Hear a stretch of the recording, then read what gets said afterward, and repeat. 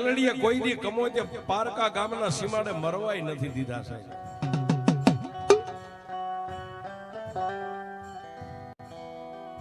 એ મેઘલી રાતનો ગજરો રાતના 12-1 વાગ્યાનો સમય બની ગયેલો અને 12-1 ના સમયે મારી નનામી બાળકી એક ધોડીના ધડીમલાની પાસે કાનિયો જોગી મારી મેલડી એ નામ લઈને નિંદ્રાને આધીન બની ગયો. એને રાતના 1 ના ટકોરે મારી મેલડીએ કીધું, કાનિયા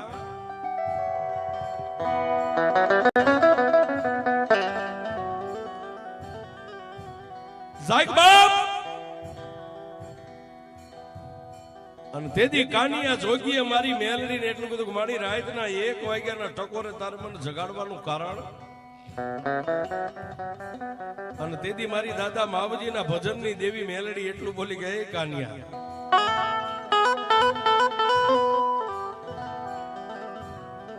કાના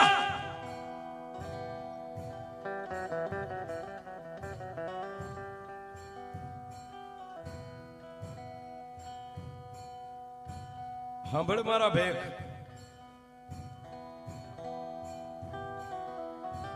જો જો જો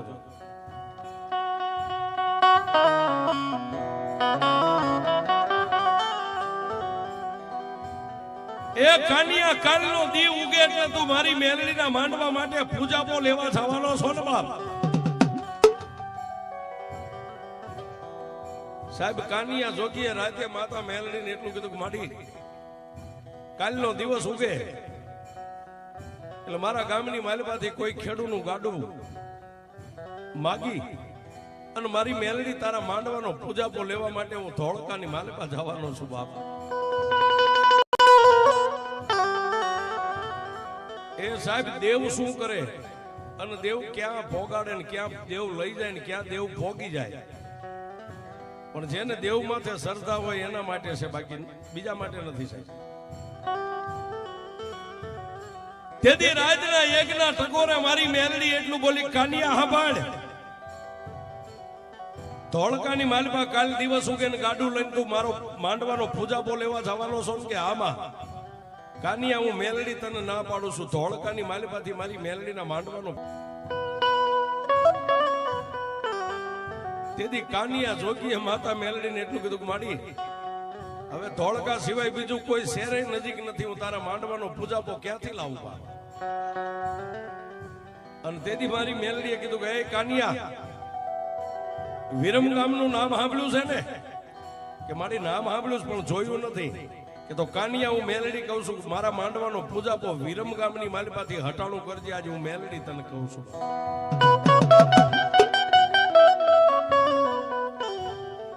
એ આટલું કહીને માતા મેલડી વિયા ગયા સાહેબ. પ્રભાતનો પોર થયો, રાજા કરણની વેળા થઈ. પ્રભાતના પોરની માલપા વહેલા જાગી નાઈ ધોઈ માતાજીના ધૂળના ધડીમલે ધૂપને દીવા કરી અને ગામની માલપાથી ખેડૂનું માગ્યું ગાડું લાવીને કાનિયો જોગી સાહેબ મેલડીને 3 તાજમ ભરીને એટલું કીધું કે, એ માં વિરમગામ હું કોઈ દી ગયો નથી, વિરમગામ જોયું નથી, પણ એ મારી લોઢાના દાંત વાળી મેલડી 5 ડગલા હારે રહેજે હો બાપ. સાહેબ અત્યારે આપણે દેવનું વાયક ગયું અને કોઈ પણ ભુવા અહીંયા આવતા હોય ને સાહેબ, તો એ પોતાની દેવની 1.5 કે 2.5 ઝાર લઈને આવતા, એમ નામ ન આવે સાહેબ. કારણ કે આ સમય છે સાહેબ. અને કાનિયો જોગી બળદ ગાડું લઈને હાલી નીકળ્યો, પણ તેથી સાહેબ વિરમગામની માલપા એ ડોસલીઓ વાદી અને જોમા વાદણ જેની ભાઈ વિદ્યાના કોતળા ભરેલા હાંકડાક વાગે છે.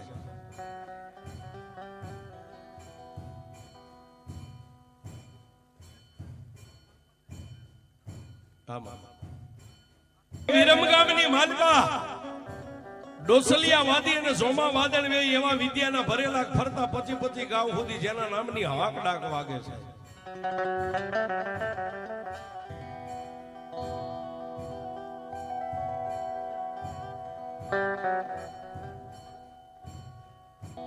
અને વાત કરતા વાર લાગે સાહેબ, ટૂંકમાં વાત લઈ. કાનિયો જોગી વિરમગામની માલપા જઈ ગામના ઝાપે ગાડું છોડીને બજારની માલપા મારી મેલડીના નામના માંડવાનું હટાણું પૂજાપાનું હટાણું કરે અને એક બાજુ 80 વર્ષની ડોસી બની મારી મેલડી ક્યાં ગઈ? વિરમ ગામની માલપા આજની તારીખમાં જેને વિઘાયકનો વડ કહેવાય છે, વિરમ ગામના વડવાળી મેલડી કહેવાય છે. આવડા વડની બાજુમાં ડોસલિયા વાદીનું ઝૂંપડું, ઝૂંપડાની પાસે જઈ અને મારી મેલડીએ ગેબી અવાજ કર્યો, ડોસલિયા વાદી. સાહેબ બે માણસ ઝૂંપડાની માલપાથી બહાર નીકળ્યા. માથે સફેદ વાળ રહી ગયા છે, સફેદ ઓઢણું, હાથની માલપા લાકડીનો ટેકો. અને ડોસલિયા વાદી આંખોની માથે આમ નેજવું કરીને કીધું કે એ ડોસી ક્યાંથી આવી, શું તારું નામ છે? સતા માતા મેલડી ખડખડ દાંત કાઢીને એટલું કીધું કે હે ડોસલિયા વાદી, તને જગાડવા માટે આવી શું બાપ? તેથી ડોસલિયા વાદીએ એટલું કીધું કે હે ડોસી, દિવસના 12 વાગ્યા છે, અત્યારે કોઈ હુતું ન હોય, તારે કામ હોય બોલ, અને તે મને જગાડવા આવી શું? આવું કહેવાનું કારણ કે સાંભળ ડોસલિયા, તને તારી વિદ્યાનો પાવર છે ને, તને વટે એવો વિદ્યા વાળો એક કાનિયો જોગી અત્યારે એની મેલડીના માંડવાનો પૂજાપો લેવા માટે તારા ગામની બજારમાં હટાણું કરે છે. જો દુનિયામાં તારે વિદ્યા જોવી હોય ને તો એકવાર ઈ કાનિયા જોગીની સામે જઈને ઊભો રહે એટલે તને ખબર પડે કે દુનિયામાં વિદ્યા શું કહેવાય. સાહેબ આટલું કહીને મારી જોગમાં મેલડી લાકડીના ટેકે ટેકે ત્યાંથી નીકળી ગયા. પણ ડોસલિયા વાદીએ એક તાળી પાડી અને 5 વાદીના છોકરા આજુબાજુના ઝૂંપડામાંથી આવીને કીધું કે એ આપા શું છે? જાવ આપણા વિરમ ગામની બજારની માલપા એક ખંભેલ ભગવું લુગડું છે, કાનિયો જોગી એનું નામ છે, ને એની મેલડીના માંડવાનો પૂજાપો લેવા આવ્યો છે, એને બોલાવતા આવો, આજ મારે કાનિયાને જોવો છે. સાહેબ બોલ્યા વાદીના 5 જુવાન છોકરા બજારની માલપા, પણ ત્યાં કાનિયો જોગી માંડવાનો પૂજાપો એક સાહેબ આવા ભગવા લુગડાની માલપા પોટલું બાંધી અને દુકાનના ઓટે બેઠો છે વિહામો ખાવા. ઓલા 5 યુવાનો આવી અને આમ જોઈ ગયા, એ તારું નામ? કાનિયો જોગી કે બાપા મારું નામ કાનિયો જોગી છે. હાલ તને આ બાજુમાં વડ છે ને વડ હેઠે અમારા ઝૂંપડા છે, ત્યાં અમારા વડા દાદા છે ને એ તને બોલાવે છે. કાનિયો જોગી કે ભાઈ તમારા દાદાનું નામ? કે ડોસલિયો વાદી. ડોસલિયા વાદીનું નામ પડ્યું ને ત્યાં કાનિયા જોગીએ બે આંખો બંધ કરીને એટલું કીધું, વાહ મેલડી વાહ, તું પારકા ગામના સીમાડે મને છેતરવા લાવી છો દેવીનગર, હું તો ધોળકાની માલપા જવાનો હતો. એ મેલડી હવે મને ખબર પડી કે ત્યાં મને વિરમ ગામનો માર્ગ હું કામ દેખાડ્યો હતો. સાહેબ માંડવાનો પૂજાપો બાંધેલો હતો ની પૂજાપાના પોટલાની માલપાથી મારી મેલડીએ જવાબ આપ્યો, કાનિયા કાનિયા તને નહીં પણ આ ડોસલિયા વાદીને મારે જોવો તો એટલે હું તને અહીં લાવી છું.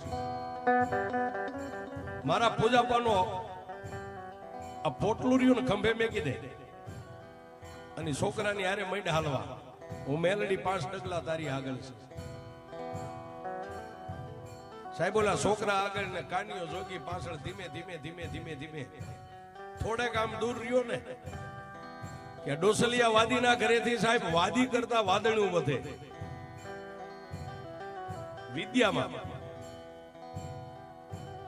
ડોસલિયો વાદી તો હજી ઝૂંપડામાં હતો ત્યાં જોમા વાદળે બહાર ઊભી રહીને એટલું કીધું કે એ વાદી.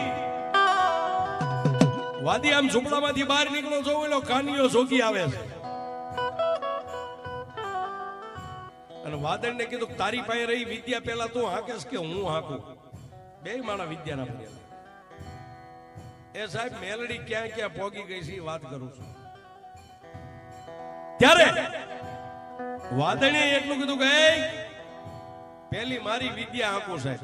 પહેરેલું કાપડું હતું એના ખીસાની માલી 2 આંગળીઓ જવા દે, એક વિદ્યા એક અડદનો દાણો કાઢ્યો સાહેબ. અડદનો દાણો કાઢ્યો, મંત્ર બોલી, કપાળે અડાડી, 2 આંખે અડાડી, ફૂંક મારીને આમ કરીને આમ અડદના દાણાનો ઘા કર્યો, આમ કરીને આમ એ અડદનો દાણો આમ આકાશમાં ચડ્યો ને એની માલિપાથી બાજ બની ગયો સાહેબ. બાજ આમ પાંખો નો તાર. અને તેથી એ જોમલી વાદણે તેથી ડોસલિયા વાદીને કીધું કે સાંભળ તારી પાસે વિદ્યા છે ને એની કરતા જોજે હમણાં મારી વિદ્યા એ આ મારો વિદ્યાનો બનાવેલો બાજ કાનિયાને ખાલી એક શ્વાસ મારે અને જો એના પ્રાણ નો કાઢી નાખે તો મારી જોમાં વાદળનો એ વિદ્યા ખોટી પડે છે.